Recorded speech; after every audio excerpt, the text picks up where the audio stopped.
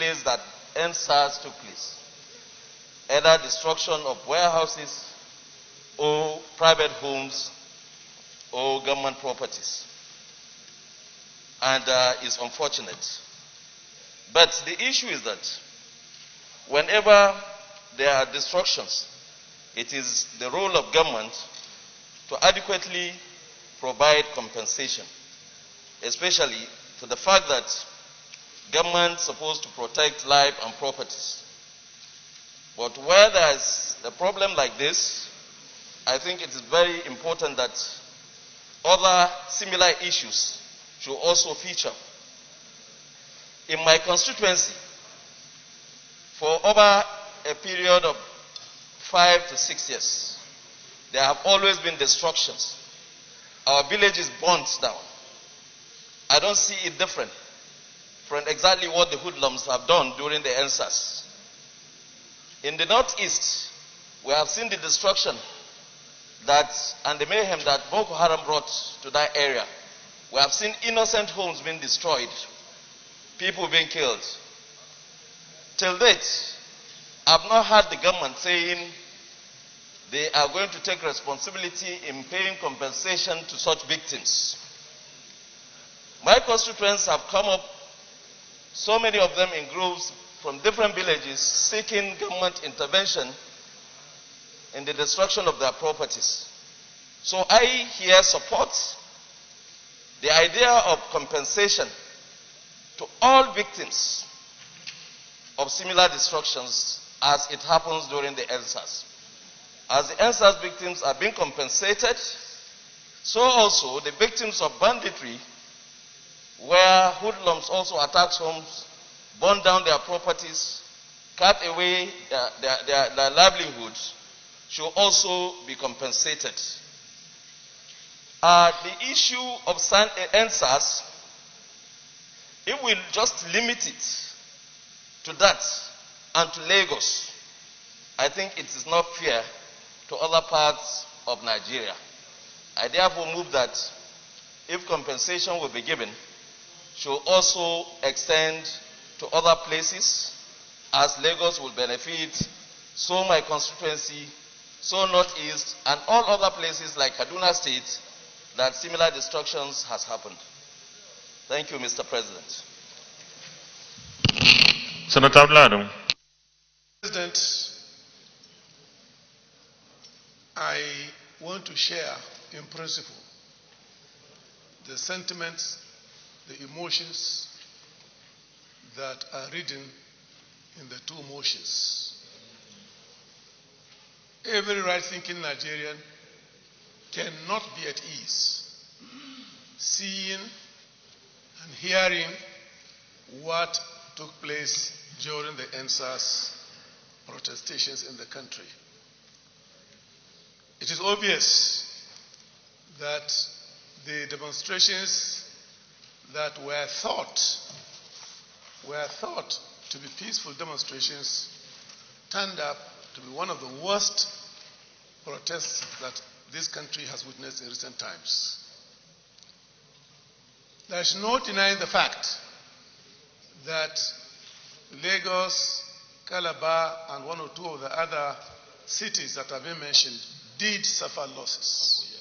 Individual losses, institutional losses. But, Mr. President, I am afraid of our taking stand on any motions on this matter at this point in time.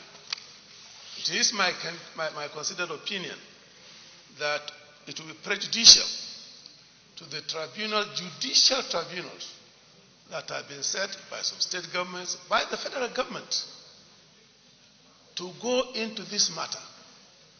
If we now proceed to take decisions on this, we shall be preempting the outcome of these judicial tribunals.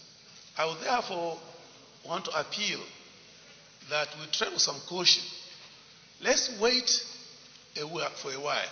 Let's see the outcome of these tribunals, judicial tribunals. Let's see the outcome. If the outcome is such that it's not palatable, is not accepted by the majority of Nigerians, then we come here and take our duty as the parliament seriously and take positions on these motions.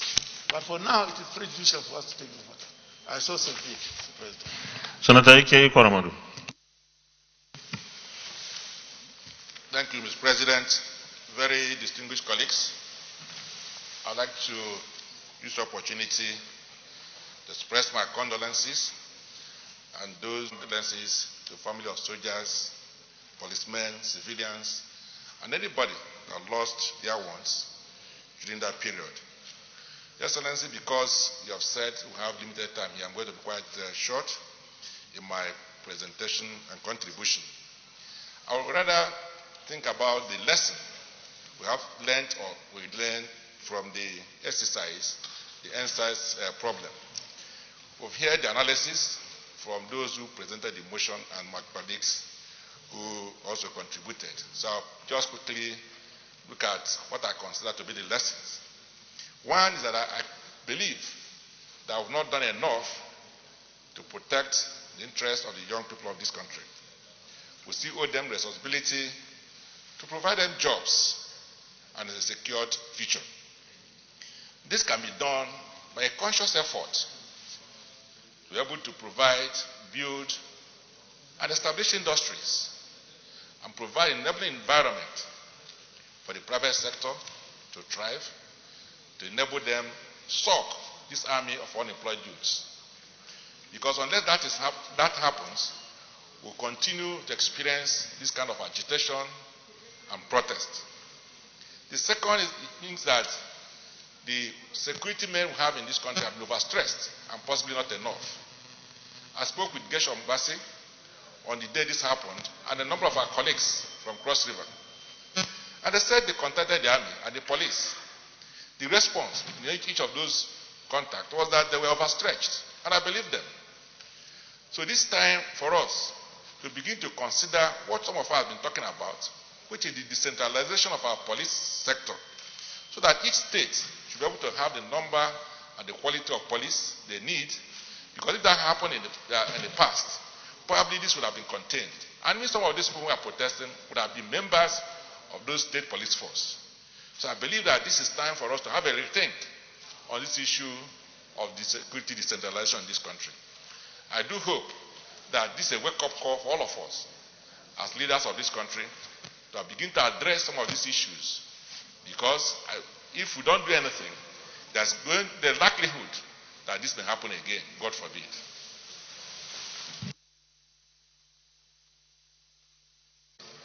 With Senator Hassan Adamu, the elder statesman. We know it too that judicial panels have been set up in different states, across the country where, inquisition is being made into what happened, during the ELSA's protests in Nigeria. But I just think too that some of the things that happen in some of the states, which were peculiar to some of these states, this is the political marketplace for the whole country, which we're able to mention them. Because particularly in Edo, where the two correctional centers were broken into, and 1,993 inmates were released, 200 of them were on death row. That is enough to compromise the security of the whole country. And that is what we face. And that is why today there is complete breakdown of law and order in Edo. I mean, you have been reading that, and to the dismay of everyone, a segment of this country that has gone into the hand of hoodlums. Of course, we know it that is going to affect the totality of this country. So whatever it has to be, the two correctional centers that are in Edo today, all the doors are open. There is nothing there. I think federal government should do something quickly, because some prisoners that were even brought in from outside of the states, now they are on the prowl. Nobody knows what they are going to do. I just believe this one should be, brought to the fore. And of course, all the police stations in one local government, Ikobaka local government, 8 of them, they were all erased, they were burnt. Arms, ammunition looted. Today, no recovery has been made. So, in as much as these judicial panels are sitting, it is important that the law enforcement agencies in Nigeria should work in quick double step, so that all the looted arms and ammunition should leave the hands of these criminals. And thirdly, Mr. President, I have listened to some of the contributions made by very notable Nigerians, including your very good self. We should be concerned about how to prevent this in the future. Maybe before they submit these reports, we just pray to God that there will be no upset again.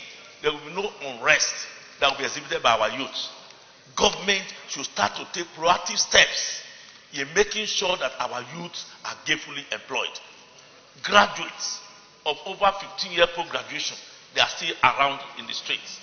Government and of course institutions like this should be able to take proactive measures to ensure that these ones that are employable are gainfully employed. There is nothing that can stop us now at this critical time from making funds available, even in the 2021 budget, to employ a lot of our youths that are roaming our streets. Thank you very much, Mr. Senator Christopher Ekpel.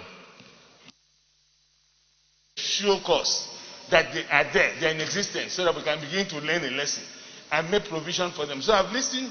I want to plead with you, Mr. President, that it is not only Lagos State that suffered from the name of the NSAS, even though it started from there. It is not only Edo, it is not only Cross River, but even in my own state, Akwa Ibom State, even in my own home, my local government, I was terrified, I was terrorized. I had to do what I think I could do, which I'm not going to tell you here, to prevent the burning down of my home, which I built in 1993 without coming into politics. So, Mr. President, I want to urge that even in Akwa Ibom, our AKBC, that is Akwa Ibom Broadcasting Corporation, was burned down. The Anchor Insurance building, part of it partially was burned down. The LG stores was looted, and various other stores within the Uyo metropolis were all looted. It's just because we are not complaining. So, Mr. President, what is good for the goose is also good for the gander. I want to plead that we invite the federal government. The federal government should be proactive. They should not wait for the youth to bring down Nigeria. They should do something positive by ensuring that our power, the plenty power supply, is stabilized. Our resources, like the steel rolling mill, should be up and doing. Our paper mills should be up and doing. Our aluminum smelting plants should be up again. It is line value in Cross River, Akwa Ibom State, as you call it. Mr. President, we have a lot of areas that we should take the youth of Nigeria into productive endeavor. But it seems to me, even when you look at the budget that we have just looked at, people are coming to get, when you look at their expenditure, it does not at all make serious provision for capital projects, for things that would take... Distinguished, please round up. I have a list of some of the that has fired his coming here to speak to this issue. Senator Gashambasi was one of the victims of the mayhem in Cross River. What happened in Cross River was unprecedented. Cross River is noted to be an oasis of peace. Our people are very hospitable, naturally so. And we do not make allowance for violence. So what happened was new and frighteningly new. And it's important we isolate some of the ingredients that may have given rise to this new and dangerous phenomenon. Mr. President, to that end, I would like to draw the attention of the Senate to the fact that the creeks in and around Calabar are becoming a cesspit for the incubation of militancy and all kinds of violent crimes. It is common knowledge in Calabar today that a lot of the kidnap that happens in our state is executed by people who come from the creeks and the swamps. It is important, therefore, to call the attention of the security forces, the Marine Police, the Navy, whose presence is very strong in Calabar, and of course the amphibious departments of the military, to the existence of these cells of death in and around Calabar. And the earlier they are checked, the better for us. It is also common knowledge that before this mayhem started in Calabar, a lot of elements came from the ocean and the rivers around.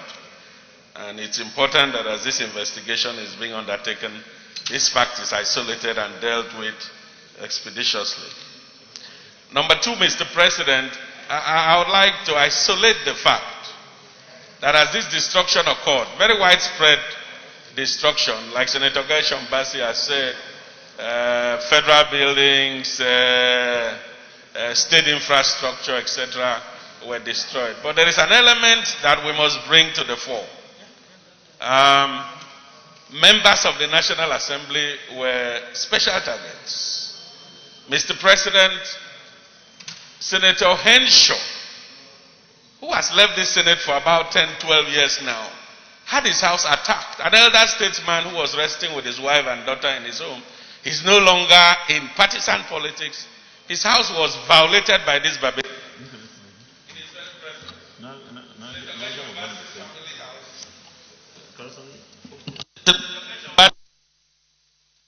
Attacked. Everyone knows that, there's no relationship between his family house and politics. And his own personal house was also attacked. Senator Ndomegba represented Cross River Central. He lives in Calabar like all great men who are from the state do. It's our headquarters. His house was attacked by these vandals and miscreants. So I was discussing with him the other day and we said, look, we must look at this trend. And I think it has to do with the falsity that is being paraded currently in our country. People think that once you are senator, for instance, then you have so much money and we don't know where that comes from. This misrepresentation must be dealt with formally and informally by all of us. The budget that comes to the National Assembly is less than 1% of the general budget of this country. So where we are having this blackmail from, we must look at it and deal with it. The allowances that are available to us here, when you place them in juxtaposition with the pressures that are mounted on us daily by our constituents, you'll see that it's sheer wickedness to begin to, put us in this kind of perspective that some very misguided members of the public are putting us into. Finally, I think I would like to associate with some colleagues on the issue of introspection. This NSAS protest and all that it generated is a wake-up call to all of us. There is no doubt that there is some meat, there is some substance in this protest. A young man graduates from school, maybe makes a first class or a second upper, and remains at home for 10, 15 years without a job. Mr. President, such a young man or woman will feel frustrated, will be despondent, will be living in hopelessness. We must, as a leadership, look at this and begin to redesign new methods of ensuring that we create employment for our teeming youths.